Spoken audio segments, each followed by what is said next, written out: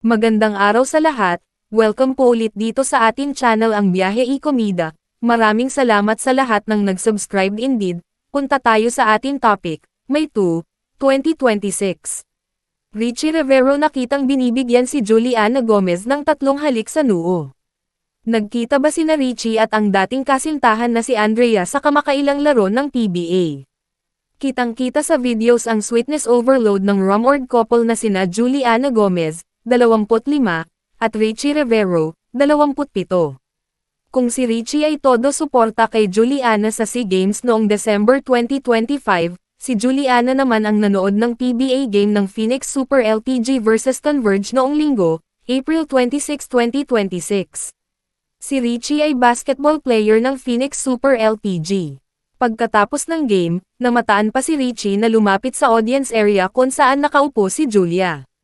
Sinenyasan niya ang dalaga na magbibihis lang siya. Maya-maya pa ay bumalik din si Richie at sinundo si Julia sa kinauupuan nito. Masuyong hinalikan ni Richie sa noo si Juliana, sabay pinisil ang kamay ng dalaga kahit marami pang tao sa loob ng venue. Todong ngiti si Richie habang nakikipagkwentuhan kay Juliana, at hindi napigil ang halikan ulit sa noo ang dalaga. Noong nakatayo na sila ay hinalikan pa ulit niya sa noo si Juliana.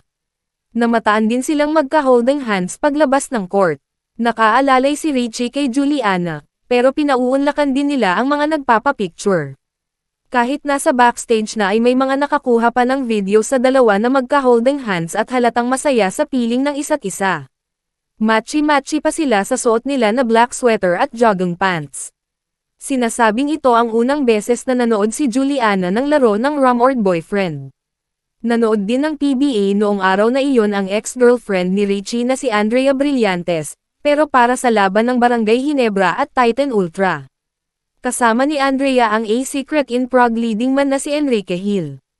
Ayon sa ulat ng Spin.ph, hindi nag-cross ang landas ni Richie at Andrea dahil umalis kaagad sina Richie at Juliana after ng first game. Sina Richie at Andrea ay nag-break noon pang May 2023. Si Andrea ay masaya na rin sa non-showbiz boyfriend na si Pankaj Capistrano. Balik sa blumang romance ni Richie at Juliana, malinaw na consistent ang pagtatangi ng mga ito sa isa't isa. Noong March 8, namataan silang magka-holding hands habang nanunood ng set ng parokya ni Edgar sa Lubao Music Festival sa Pampanga.